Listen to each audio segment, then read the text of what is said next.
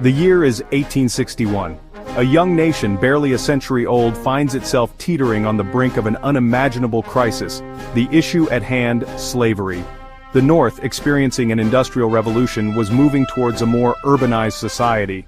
The South remained deeply entrenched in an agrarian economy reliant on slave labor. As the nation expanded westward, the question of whether slavery should be allowed in these new territories became a focal point of contention. The Missouri Compromise of 1820 and the Compromise of 1850 attempted to maintain a balance between slave and free states, but these proved to be temporary solutions. The election of Abraham Lincoln, a Republican opposed to slavery's expansion, in 1860 proved to be the tipping point. Southern states, fearing that their way of life was under threat, began to secede from the Union. On December 20, 1860, South Carolina became the first state to secede, followed by 6 others, forming the Confederate States of America.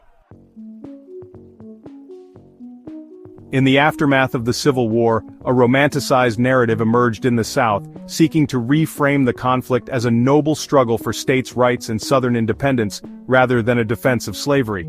This narrative, often referred to as the Lost Cause, permeated Southern culture, influencing literature, film, and even historical scholarship for generations. The Confederacy's own founding documents explicitly stated that the preservation of slavery was a primary motivation for secession. The Confederate States Constitution includes several clauses that explicitly protect and enshrine the institution of slavery. The speeches and writings of Confederate leaders, including Jefferson Davis and Alexander Stephens, leave no room for ambiguity regarding their views on slavery. Stephens, the Confederacy's vice president, proclaimed that the Confederacy's foundations are laid upon the great truth that the Negro is not equal to the white man, that slavery's subordination to the superior race is his natural and normal condition. The Lost Cause narrative also often portrays Confederate soldiers as valiant warriors fighting against overwhelming odds. While it is true that Confederate soldiers fought bravely, it is crucial to remember that they were fighting to preserve a system that enslaved millions of people. The Emancipation Proclamation, issued by President Abraham Lincoln on January 1, 1863, is often hailed as the document that freed the slaves. While it was undoubtedly a watershed moment in the fight against slavery, it is important to understand the nuances and limitations of this executive order. The Emancipation Proclamation did not immediately free all slaves in the United States. It only applied to slaves in Confederate-held territory, which Lincoln, as President of the United States, did not have the authority to enforce directly at the time. Slaves in Union-held border states, such as Maryland and Delaware, were not affected by the proclamation. The proclamation was primarily a strategic move by Lincoln, aimed at undermining the Confederacy's war effort. By declaring slaves in Confederate territory free, Lincoln hoped to encourage slaves to escape and join the Union Army, thereby depriving the Confederacy of a vital source of labor. However, the Emancipation Proclamation also held significant symbolic importance. It reframed the Civil War as a fight not just to preserve the Union, but also to end slavery. The Underground Railroad, a network of safe houses and secret routes used by enslaved African Americans to escape to freedom in the North, has captured the imaginations of generations. However, popular depictions of the Underground Railroad often focus on its more sensationalized aspects, such as hidden tunnels and daring rescues, while overlooking the complex social network and everyday acts of courage that made it possible. The Underground Railroad was not a literal railroad, nor was it a centralized organization with a formal structure. Instead, it was a loosely organized network of individuals, both black and white, who provided aid and safe passage to runaway slaves. These individuals, known as conductors, used a variety of methods to help slaves escape, including forged documents, disguised identities, and secret routes. Safe houses, often located in private homes, churches, and barns, provided temporary shelter and sustenance to runaway slaves. The Underground Railroad was not without its risks. Despite these dangers, countless individuals risked their lives and livelihoods to help others escape to freedom.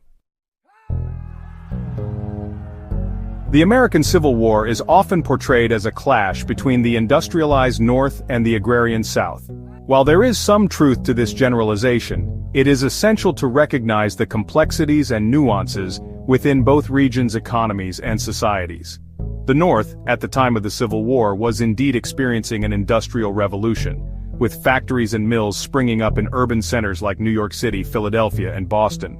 However, agriculture remained a significant part of the northern economy, particularly in the Midwest. The South, while heavily reliant on slave-based agriculture, was not entirely devoid of industry. Ironworks, textile mills, and other manufacturing enterprises existed in the South, albeit on a smaller scale than in the North.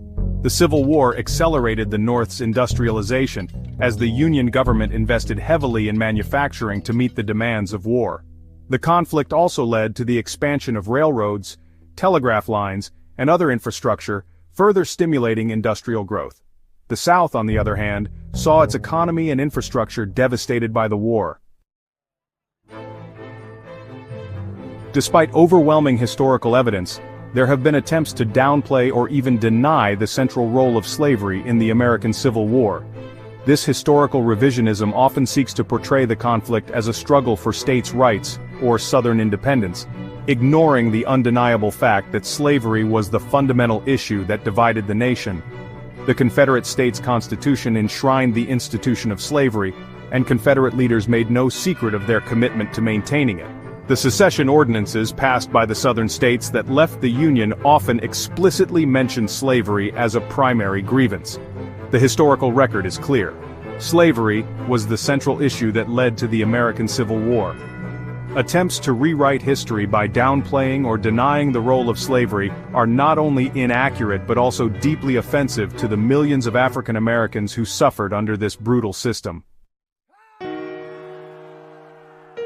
The American Civil War was a pivotal event in American history, marking a turning point in the nation's struggle for freedom and equality.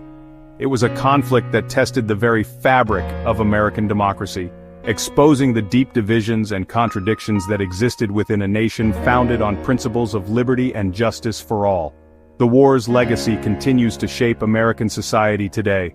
The struggle for civil rights, the debate over voting rights, and the ongoing fight against systemic racism are all rooted in the legacy of slavery and the Civil War. We must acknowledge the horrors of slavery, the courage of those